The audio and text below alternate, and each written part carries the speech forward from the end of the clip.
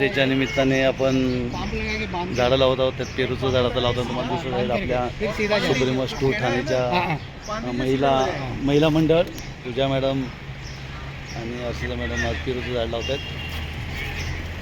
Jagdish sir आहेत, cricket manager Sharma sir आहेत. Okay,